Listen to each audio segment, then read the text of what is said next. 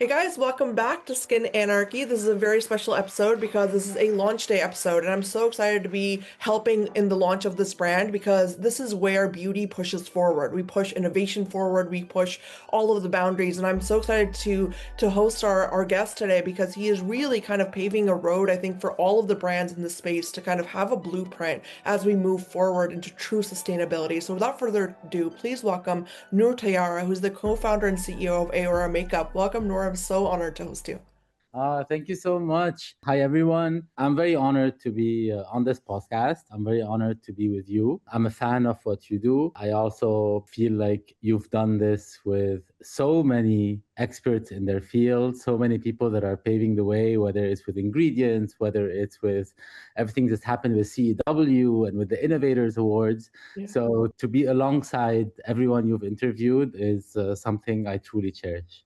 Well, we're so happy to have you here, and I want to dive in because your background is really, really impressive, Nora. And I want our audience to really get to know your body of work because you were with L'Oreal for 13 years, behind like the Time 100 Innovation Award. I mean, this is huge stuff, and I want you to kind of tell your story. I don't want to, miss anything. So, can you kind of walk us down memory lane and tell us what got you into the beauty industry, your experience at L'Oreal, and everything that followed? Okay, let's start from the beginning. I did not grow up thinking or knowing that I will work in beauty one day. I would say I was an overachieving brown young boy that thought that I can only do mathematics or be in medicine because that's what I guess society or my parents expected from me. Back in high school, in orientation, I didn't even know marketing was a job or Yeah. beauty or innovation. Really, really, I thought you had to become an engineer. So I became an engineer. So I studied in Montreal, I studied electrical engineering. And that was really where I thought I would end up being. And then I needed more money in school. So I started doing jobs, what you called back in the day, guerrilla marketing. So I'd be the guy in a movie theater in a bathrobe selling you an Axe deodorant or Sunsilk, what's your color for shampoo, or ING, giving $1 on the street to people to get them to think about saving $1 with a bank. And suddenly I got really, really excited about marketing. I'm like, that's what I want to do. I want to do something super creative to bring either innovations or cool new ideas to people. And life took me quite randomly to Paris, where I started an MBA at a school in Paris. And the first class in that MBA was a marketing class where L'Oreal was invited to do Brandstorm, which is a big competition that L'Oreal does every year until now with students around the world. And back then it was with Maybelline. And my group won the competition that year in France for creating a perfume for Maybelline. And that was it. That was my in. And suddenly I had won an internship with L'Oreal. So fast forward 13 years, I had spent my career in L'Oreal, and I started with L'Oreal on hair back then, on innovation, on a brand called Umura Art of Hair, which was super cool. And it was immediately like same, lots of jumped into creating really cool products, different things. And I did really well my first year. And part of that became, again, like the reward was, it was the first year that the old heads of Havas Media worldwide had created a new conference called One Young World. And One Young World was for leaders, young leaders under 30 years old that want to change the world. So big companies were meant to send like top performing young employees, and you get to go and listen to Muhammad Yunus and Ariana Huffington and Kofi Annan and people changing the world and young innovators from different countries also doing really, really, really weird, cool, disruptive innovations. And I remember after 3 days there, you're like crying, laughing, looking. I realized, oh my God, this is what I want to do. And I want to do sustainability because one, you quickly realize that the world needs us to do that. And number two, that if you're truly into innovation, that's where disruptive innovation is. And suddenly my thirst, my curiosity for innovation was quenched by realizing, oh my God, I'm being given this opportunity on a silver plate to go back to my company and propose ideas. So went back to L'Oreal and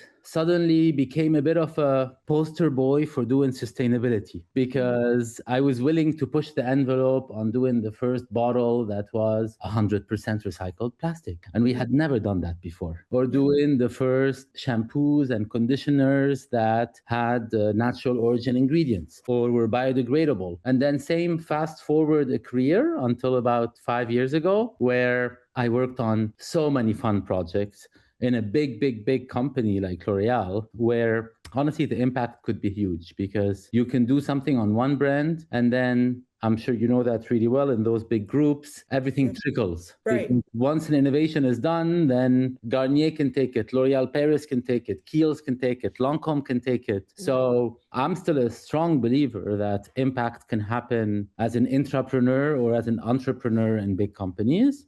I agree. I think that's a really good point, though. I want to kind of pause there because you made such an excellent point just now. I mean, I think we forget that. You know what I mean? That there is this like pyramid, and there's this trickle down of true science and innovation. And when I just doing this podcast for almost 6 years, there have been so many times where I've talked to people such as yourself, that are true innovators, and then your work, I see it, like I'll see it down the road and I'm like, I remember where that came from, like, and it's really cool to watch that. And I think as consumers, we forget that the beauty industry isn't just an industry about like vanity or anything, it's an industry that has like, it interfaces with so many disciplines, and we have the potential to create like magic, literally magic, and change the world, so it's a beautiful thing, what you said. I agree. Magic, and we're all choosing to be in this industry, and the consumers are choosing to buy our products. I think at the end of the day, this is also for me, that's what I remind myself every day of. And that's why my biggest motto when it comes to sustainability is that we need to create something that is flavorful. We need to create something that is sexy, desirable to people, because no one needs most of what we are offering. At the end of the day, most of us have gone on a camping trip or hiking or traveled and forgot a toiletry bag, and life continues. Life goes on. So what we are offering, I think, is still our responsibility to offer an object that is beautiful, a performance that is spectacular, a brand story that is really, really great and compelling, because at the end of the day, no one needs a lot of what we are offering. Yeah, yeah. I mean, it makes sense. But at the same time, I think that's the beauty of it, right? Because we don't need it, but we learn from because that's the interesting part about, I think, this entire industry is that we are choosing to participate as consumers in it. And so we're choosing, we're voting with our dollars. We're voting for every single bit and piece of it.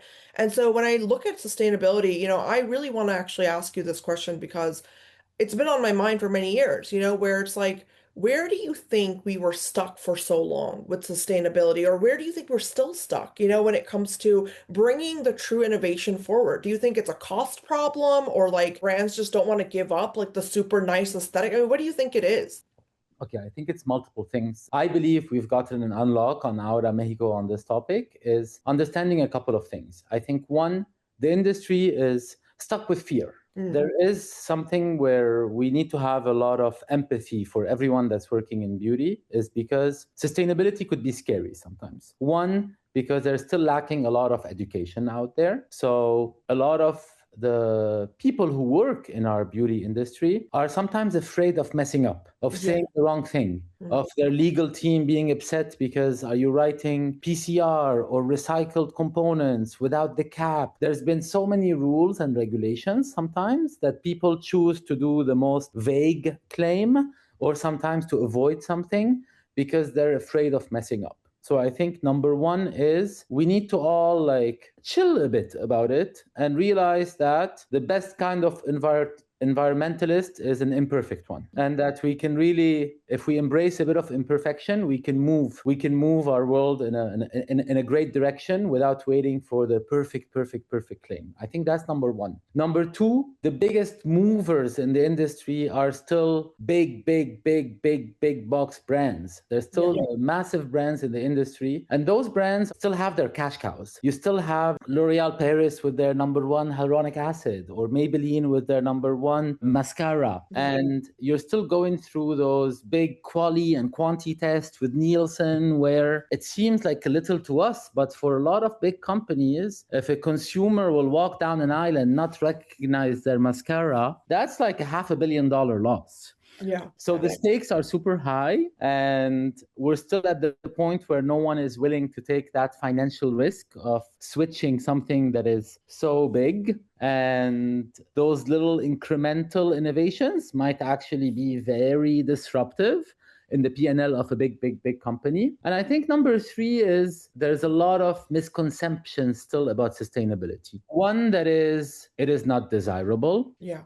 That it will never look exciting and sexy and cool and fun. Number two, that it's expensive, that it's going to cost you more to do something sustainable. And number three is that it is boring as a topic and actually very technical. And that's something that the CSO team is going to take care of on the side. And I think once we get over those three big misconceptions is really where the magic can start. I agree with you, and I think it makes sense to me as well, just hearing you say it out loud. I think for a long time, I'm not gonna lie, Nora, I thought sustainability became a trend for so long. And I felt like there were people that were shopping products that almost looked like they were in like paper packaging, to be the cool kid on the block. You know Yes. what I mean? Like, I'm cool, look at my paper, whatever bottle. Like, and it was almost like I feel like we were pushing the whole thing backwards when we did that, because it created like a silo in the sustainability consumer side. So, I mean, that's why I asked you that question is like, what is holding us back? Because at this point, it's like there are solutions, and there are ways that we can get around it. And I just keep seeing huge companies that, I mean, it makes sense what you said, where it's like you can't change the look. You're not going to recognize it when you walk down the aisle. That makes more sense to me. And I've just never heard someone say that out loud. So very cool. But I want to talk about AORA because it's an amazing brand. I want to learn about your brand vision. Like, where did you first conceptualize the brand? Like, did you know this while you were at L'Oreal, or when did this come to life for you? Definitely started at L'Oreal. It Yeah. started at L'Oreal for a couple of reasons. Is because one, I got to really understand the waste problem of the beauty industry when I was at L'Oreal. Yeah. It is the biggest beauty conglomerate in the world. So you get to understand the scale and the volume of things. And I learned very quickly that almost absolutely everything we create in makeup is designed, engineered, destined to become trash from inception. From the moment it's on a PowerPoint presentation in an office. So once you see the level of waste and trash that is created, and you know that, hey, we can maybe engineer this and design it differently, it gave me quite a passion for it. Number two is I was tasked, actually, when I was at L'Oreal, one of my jobs in my last 2 years at L'Oreal was I was taken away from brands, I was given a budget, an office, and I was tasked by the CEO of L'Oreal USA at the time to create a clean and sustainable makeup brand, which I did. So I started creating for a while, and it wasn't 100% plastic free. The technology wasn't available back then, or at least it wasn't available when you're 10 middlemen away from every manufacturer because you're in a big company. Yeah. And we got far with that brand. And in the end, it had to stop. It was canceled. And it was my biggest dagger to the heart, honestly, because it was canceled for different reasons. One, because L'Oreal isn't great at creating brands. We buy brands, which is true, fair. That we can't do plastic free or talk that bad about plastic because all of the other brands is plastic. Unfortunately, true, fair, but also you're going to have to start somewhere one day because we're going to all have to face the plastic problem one day or another. And number three, then I was told that brands like this that are very activistic need an angry founder. And at L'Oreal, we cannot have angry leaders. And this is where, honestly, about 2 months after that, I quit and I left to not necessarily create my brand immediately. I think at the point it was COVID, it was the great resignation period. I was also rethinking, what do I want to do with my life? And I hung out for a long time at a beach in Mexico that I've been going to for the past 20 years. It was my happy place. And that's where I met my co-founder. And he asked me what I want to do. And I said, I want to create a plastic-free brand. And he's like, well, I'm also working on creating a beauty brand. And we got together and started AORA with all of our frustrations, really putting them into one place. It was one, why does the world have so many brands that end with the word Paris or London or New York? Like, think about it. I'm like, Chanel Paris, Hermes Paris, Lancôme Paris, Dior Paris. And why can't we have something with the word Mexico behind it, or with other countries, or with the global South a bit more represented? And it's not just about representation, by the way. I think it is not just for a way of affirmative action, or because we need to balance out the top 10 of brands or what's on the shelf. It's also because I believe in curiosity and innovation and creativity and inspiration. Why are brands still doing Andy Warhol collections? He's dead. And there are thousands of alive artists around the world that are doing really cool things and that we could be supporting. And we could be getting inspired from so many other point of views and beautiful things. So that's where for us it was important to, like, frustration number one, it's time for something new from somewhere else and not from the same places, and tell new stories. And the second one was about clean beauty, because whether we like the word clean or not, because it says so many things and nothing at the same time, but when it comes to beauty that is, let's say, respectful, that is educational, that is actually checking, are we using the right ingredients for the right things? Are we checking our supply chain? Are we really looking what's in the bottle, and what are we doing to make sure we are delivering the right actives and the right products? That for me is what clean beauty is right now. It is pretty boring, unfortunately. Yeah, and to your point, it is very much like my skin, but better, 10 shades of beige. Yeah. Very much.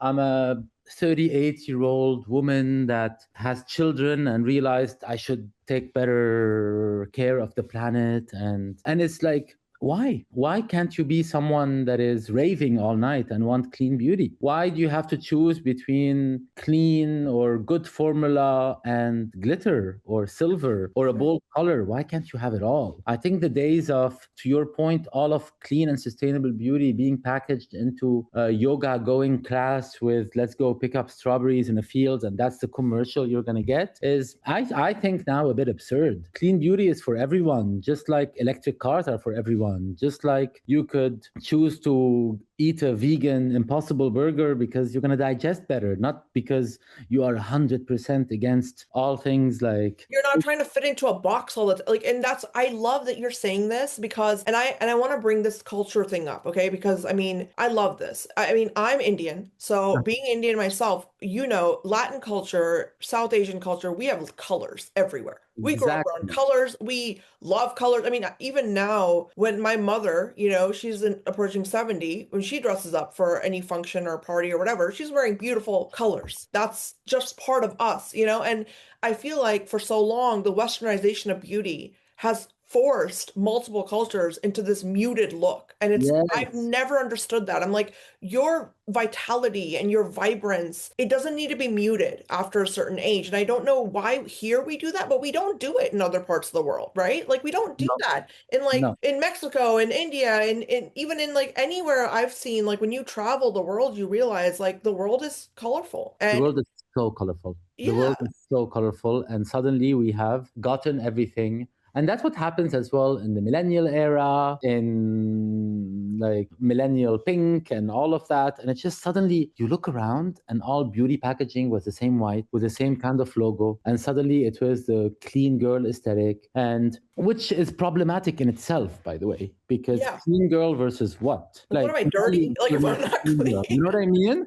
And I think it carried a certain judgment on maximalism, a certain judgment on expression, a certain judgment on a lot of these. It became a cookie cutter world in everything really around us. But that world is changing right now. I think that was super interesting. Like this second frustration with clean beauty is because we knew maximalism was about to come back, and it's coming back. If we look around us right now, it's coming back with force, because that's the cyclicality of the world. Because look around you, our world is in a horrible place right now. We are in a war. I was going to say on the brink of a war. No, we No, are. we are in the war now. We need to all start saying, is World War III about to happen? I think this is what it looks like. It's what we're living in, and there's a climate catastrophes happening, and there's risks. Sorry to be a bit alarmist, but we are in a world that is always at a risk of a recession and always at a risk of another storm today. And when that happens, and history has taught us that,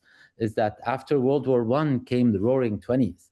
And after World War II came the fun 50s. And after Vietnam came the 80s and disco. And at Y2K, when we all thought our computers are going to collapse one night while we sleep and Oh, it's going to yeah. be the end of the world, came the amazing expressionism that happened with clothes and with boy bands and girl bands and all of that.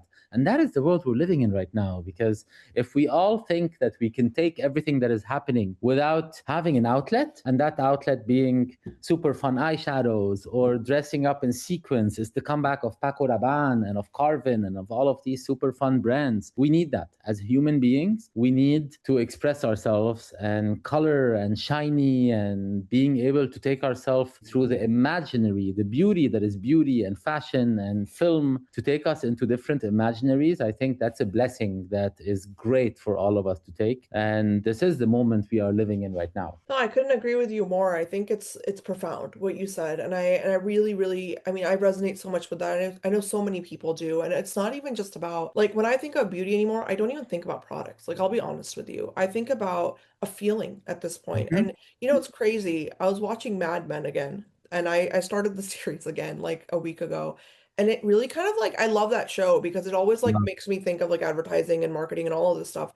But more importantly, it just made me realize like we really are always on a hamster wheel. You know, we're always on a hamster wheel that somebody else is putting in front of us. And as consumers, as much as we pretend to be like, well, now we're questioning more, and now we're doing this, we always find ourselves on someone else's hamster wheel. And Mhm. so it's like at some point, like I agree with everything you said. It's almost like you're being forced into the present moment right now because of everything that's going on, because there is no other place to find refuge mentally, you know? And I know a lot of people resonate with that. And so when you find that refuge in your now, what are you surrounding yourself with? Are you going to surround yourself with the muted colors and the camel print and you know like all, what is it that you want to look at when you're in your present? And that's I think we don't stop and you know even consider that like we're still like well what box am I checking off, you know what I mean? If I look like this, what celebrity will notice me online and like my social media posts because they resonate with my social.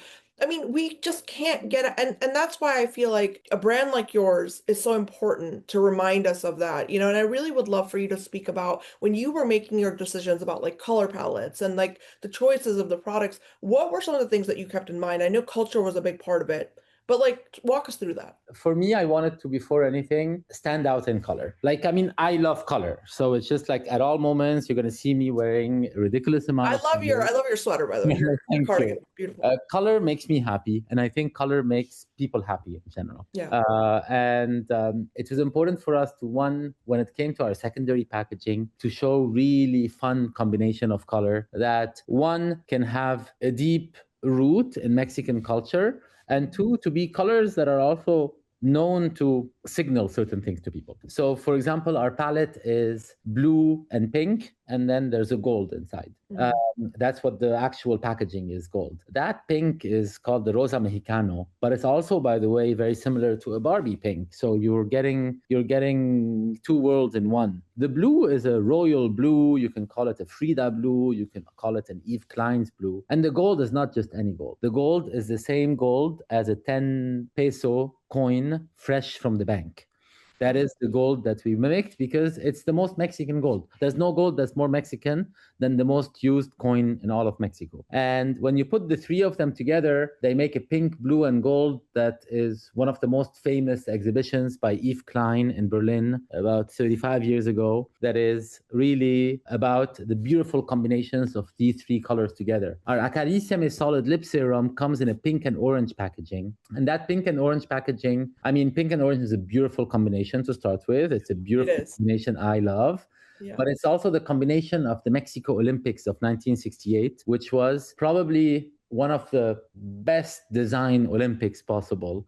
And it's what they painted the whole stadium in circles of this pink and orange. So it's also very rooted in history. No one needs to know that, by the way, but I think it's just like it I helps think they us. no, I think they do need to know that though, because I mean, here's the thing, and this is what drew me into the brand. I'll be very honest with you.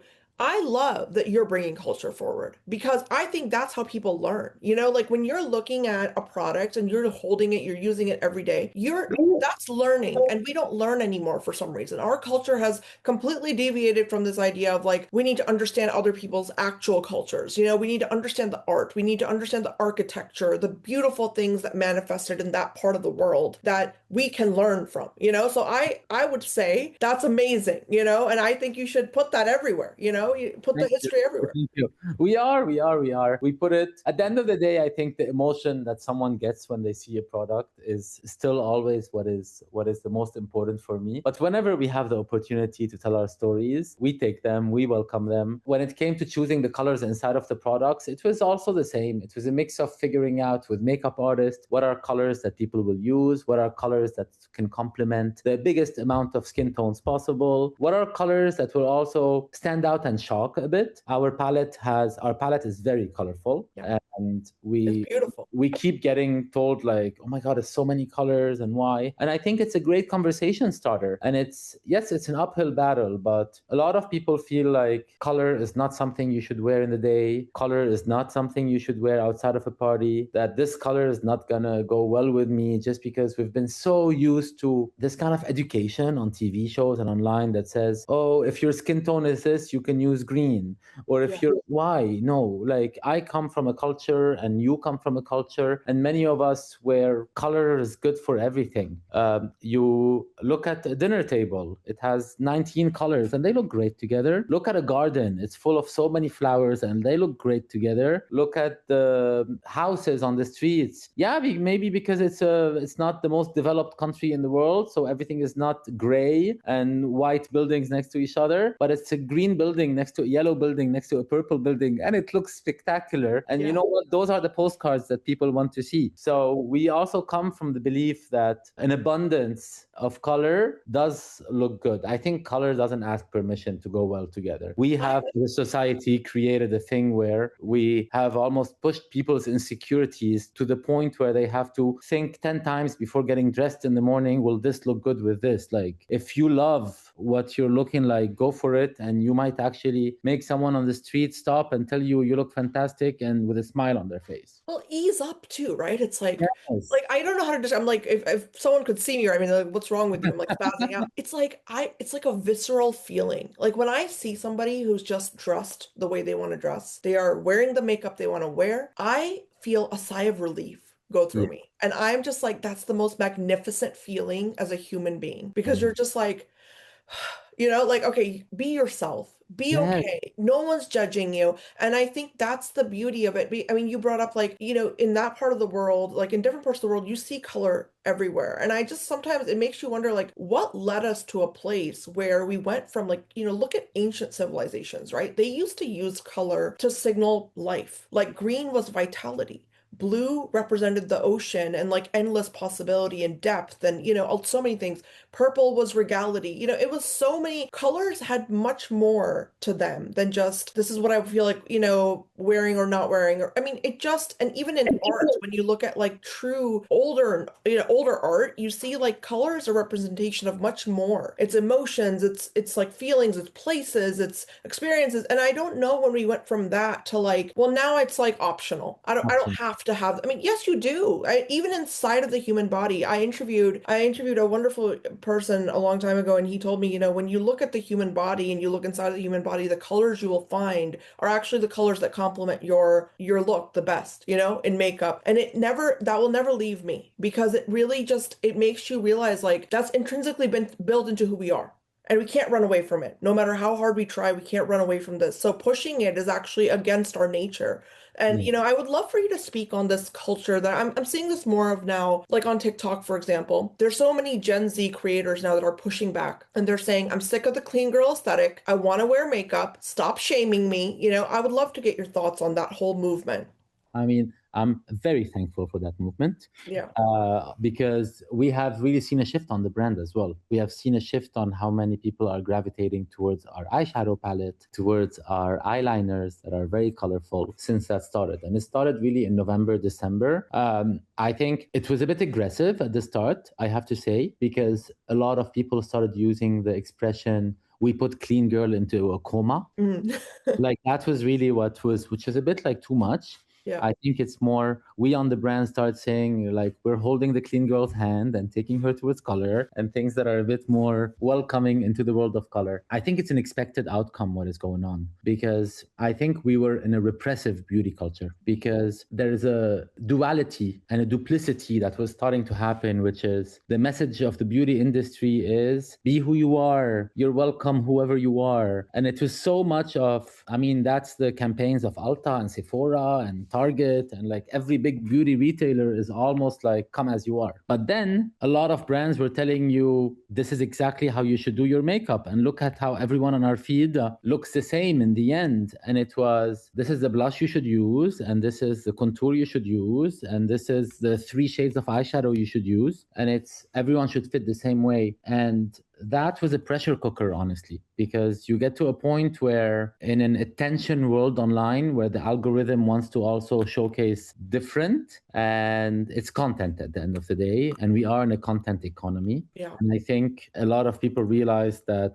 my content should stand out, and you have many ways to do it. You can keep trying to do crazy hooks and acrobatics so that people will stay beyond your first 5 seconds of your video, or maybe we should go back to expressing ourselves in a creative and inspiring, beautiful way. And suddenly a lot of things happen at the same time. You've also had Chappell Ronan, and you have a lot of artists that are coming back as well. You have the fashion world that's coming. You have this cyclic thing. And I think it's a perfect storm for expression, color to come back. I think we're going to have a great years toward that. And hopefully the same is going to happen with sustainability. Yeah. No, I think they can. I mean, this is very, very exciting for me because I think, also from just the color, one more thing about the color, it just made me think about how inclusivity is such a big conversation for us now. And I'm so happy that we're here because when I think about like the old days of like YouTube, influencers and like how hard they were pushing for this, like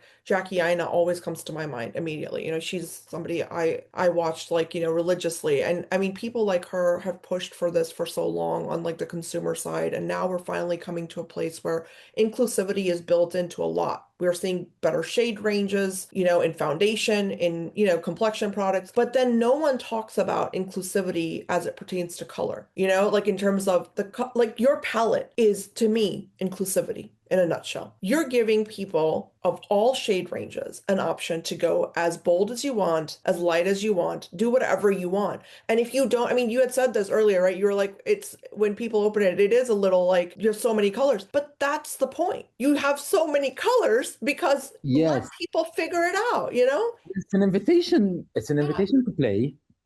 I'm so happy you're saying this because it's also inclusivity and diversity in a different point of view. I saw an article yesterday how it's officially purple eyeshadow season because like a bunch of people at the Oscars did that. But I'm like, why? Really? Like, is now everyone supposed to stop everything and just do purple eyeshadow? Just like butter yellow was a thing. And I think it's just, we all need to hold hands and I think say no to this herd mentality where every couple of weeks someone is going to tell us walk in that direction and we're walk in that direction and post in that direction just so that the algorithm picks it up. No, I think there's another way for the algorithm to pick you up. Do something very original. Right. Exactly. And like let that space exist. That's another thing is like you've created a brand where it's like you're creating a space, and that's how I see it, or it's like it's a space that you're creating and it's allowing for people to experience something, but at the same time, it's creative and it lets you also think like, well,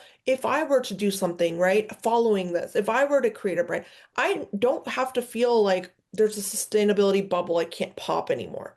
That's the real thing. And I feel like we don't acknowledge that enough in terms of like, I mean, in science, this happens a lot, right? Where like a scientist will come up with an innovation or a technology or whatever. And we say, okay, give them the Nobel Prize because they've paved the way now for us to understand. It's like a step-by-step process. It's like unfolding, all the leaflets are coming apart. But in beauty, we never talk about this. And I had the same conversation. Like, I mean, I've had this conversation about like dupes, for example, like when people dupe something, that's opening a gateway, like that's how I look at dupes. It's like you opened a gateway and now look at all the other people doing it. I mean, what are your thoughts on like just how beauty needs to be in terms of the speed at which we innovate? The speed at which we allow for these things to roll out and be present and blow up, in our space.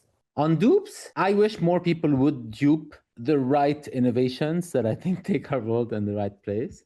Like for me right now, I'm in a stage of please dupe us, dupe a plastic-free technology. Let's go. Like I'll help you. I think look, the market is going in a very speedy way. I think that is super exciting right now. I'm seeing, for example, us that are 100% plastic free and 100% recyclable. I am already the aluminum technologies that exist in the world out there. We've already gone like 3 generations up in maybe 3 years, where we're able to get so close to what you're able to achieve with plastic. It is fantastic. But when you see that, so the speed of adoption is becoming super fast. I think though the problem is that it's not fast enough yet, for example, for sustainable technologies, for someone to get to jump on the train. The market is so fast and needs you to bring so many innovations so fast, unfortunately, that it's almost like for a lot of other brands, I feel we're not giving them enough time to stop and think and be, okay, are we doing the right thing?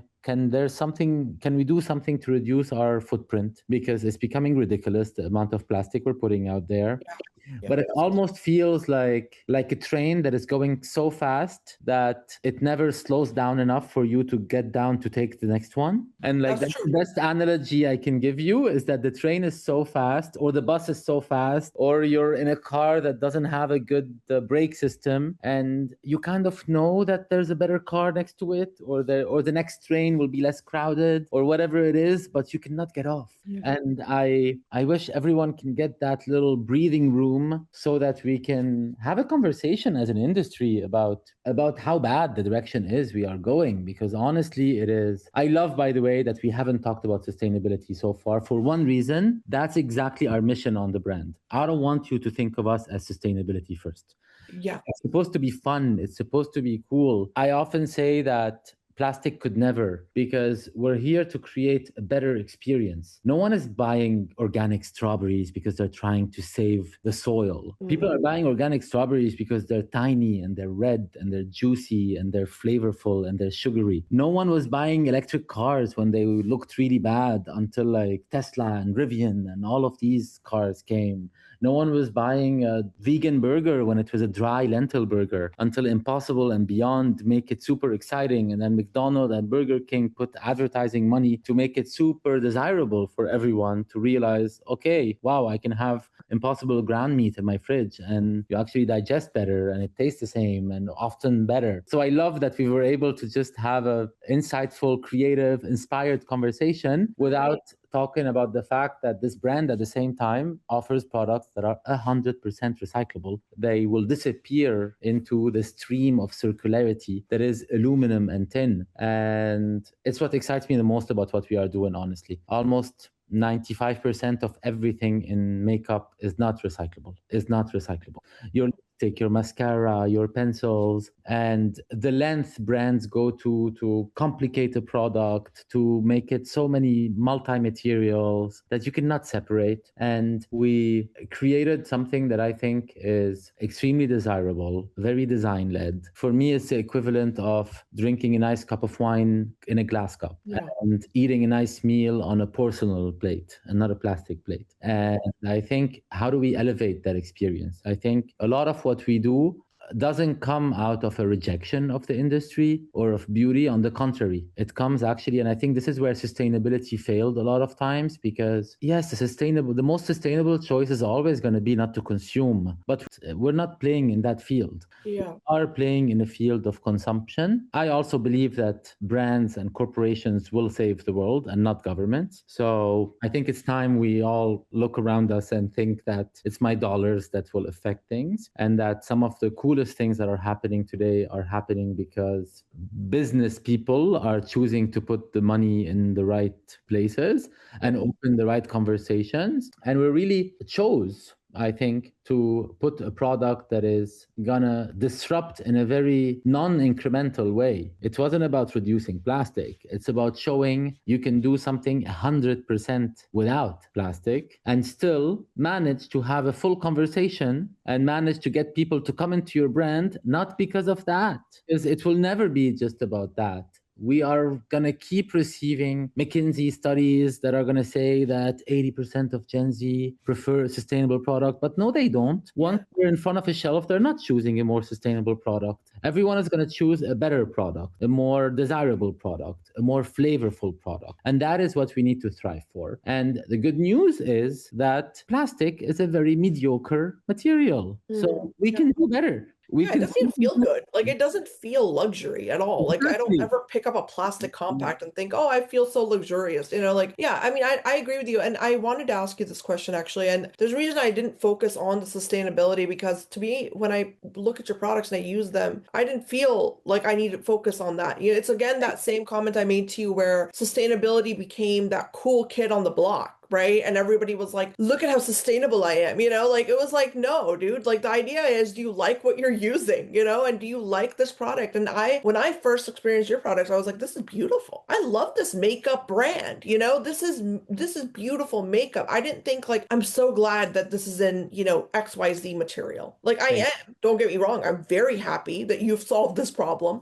but I love that you've taken that spotlight off of that very generic sustainability conversation and shifted it to that this is the baseline. This is the Yes. baseline. You have to do this at this point. And if you choose not to do this at this point, then you're just being, in my opinion, ignorant, I and mean, that's my message. So yes. I think that's one of my biggest questions. And coming back to that, what in your mind are the most, I mean, right now, if you're looking at the industry, what is the most accessible material that people can use, even if they're a very small brand, that is going to really push them down this road of true sustainability? I would say for me, the easiest answer is to say aluminum. Okay. Yeah. Aluminum, because it is a very widespread material. Aluminum is almost 80% of the aluminum that is in circulation in today's world is over 80 years old as well. That means it has been in circulation. Think about it. Aluminum, I know a lot of people are going to say maybe there isn't enough aluminum. There is. If liquid death can become what it became with aluminum, we can also, as an industry, move. Aluminum is every can of beer you see, is every soda, seltzer, whatever you want to call it,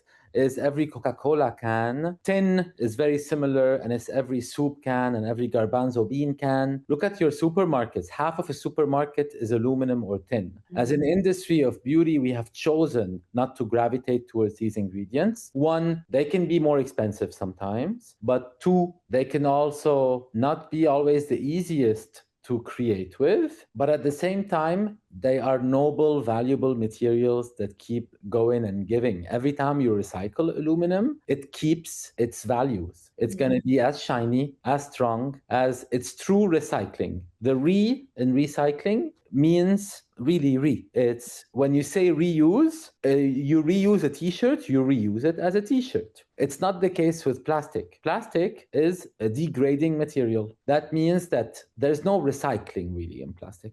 A bottle can rarely become another bottle. Right.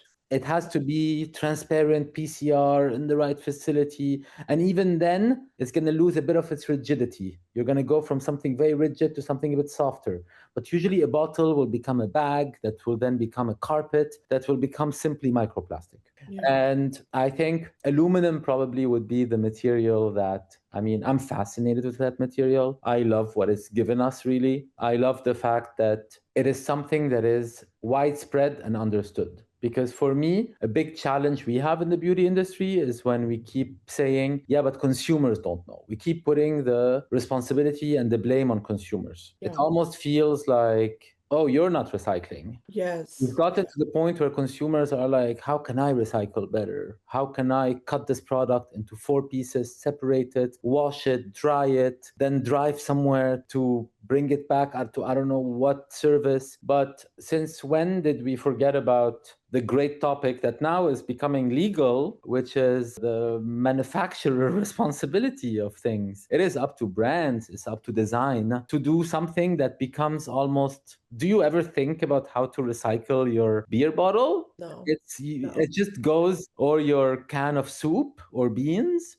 or your big bottle of transparent plastic, because you kind of know where these things go. So what we've decided on the brand to do is why don't we go down that beaten path. That is the fact that that this is a material, our lip gloss, you just do something called nesting. Take it, put it inside of the hole of a Coca-Cola bottle, and push it together. That's aluminum and aluminum. It will go through recycling. And our palette is thin. The palette is 100% thin. It used to be a can of soup and will be again.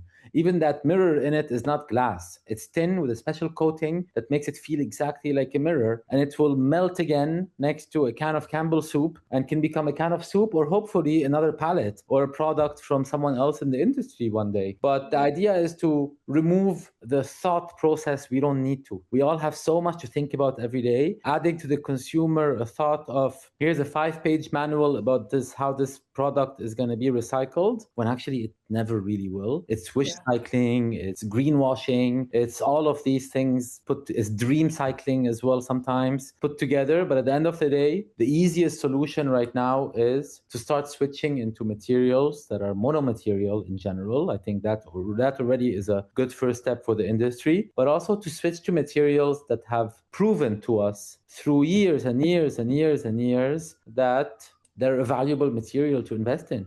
I love that. I love that. And I thank you for reminding us of that, because I think I know, like, I definitely got lost in that mess of thinking, oh, it's too difficult. It's too difficult to recycle beauty products and like make this an everyday thing. And I am guilty of that, as a person. Like I fell into that trap, and I know a lot of us do, because we kind of like, and I watched this happen, right? Because it's like we fell into this like hole of thinking of like, well, we tried, it's not happening. Just just go buy the plastic mascara. And it's like, I feel like this entire brand that you've created is such a beautiful way to remind people that, like, no, guys, like, it's very, very doable. And it doesn't need to be, like you said, another thing on your list, another thing to think about and to, like, stress over. Because I don't know, I don't think in the heart of hearts, people don't want to recycle, right? Like, Oh my there's God. nobody, I don't know anybody that's like saying, Me yes, neither. plastic, We're Yeah. good people. I think Yeah. human nature is good to start. I think it's a topic that is so important and is so beyond beauty and recycling. I think overall people want to help, people want to do the right thing. I think people want to recycle. No one wants to just throw something away. We get to a point where we either feel like we have no choice, or we either feel like we've tried and it didn't work. It's like voting. And it's like you get people to a point where they feel like, well, I'm going to give up. Like I just read a study that says, because also the world is full of negative studies. Everyone is just pushing out there like the same thing, like beauty creates 120 billion amount of products and almost everything is not recyclable or recycled. So people are like, so what am I going to change? Yeah. Versus showing that there are a lot of possibilities happening, that there are a lot of technologies. We're one of many companies and technologies that are trying to put something very positive out there to show that there are solutions. And we want other companies to join us, because to your point, no one wakes up in the morning and say, today I want to create a big pile of trash. Like, really, Right. they don't. People are they want to try to do something good, but then they also want to spend their money in a way that gives them pleasure. So I think it's our responsibility as well to figure out, how do we give them both? How do we give them the most innocent to the planet and the least harmful, pleasureful beauty product we can? I love it. Well, I'm a huge fan of what you've created. And for all of our listeners, there's a very special discount code that you're very gracious to offer to us. So I'm going to be linking that in our show notes. Make sure you guys scroll down and check that out. But really hats off to you, Nour, for doing this. I mean, I just can't applaud you enough for it. I think it's something that I've been waiting for. I know as a consumer and also as just a person, like, it's wonderful to see this happening. So thank you for bringing this to the beauty industry. Thank you so much. Thank you so much. I think also this episode is going to come out on a very special moment. We are at the beginning of Earth Month, which the name of our brand, AORA, means now. And for us, all of our sustainability objectives have been achieved now. We're reducing by 100% plastic now. It's not by 2030. It's not by 2040. Everything is now. It's also now because in a world of Paris, London, and New York, now it's time for Mexico. And as we speak, actually, on the 7th, we are launching at Credo. So we're super happy because we're going to have our first national retailer and people can touch and feel the products. And there are examples of how we can go towards a full circular beauty product. So I wanted to just announce that today as well. Yeah, well, congratulations. I'm so happy that you're going to be at Credo. And, just I really urge everybody listening, check out the brand, guys. It's a beautiful, beautiful brand, like truly. And let us know what you think. And thank you so much, Nour. This is awesome. Thank you.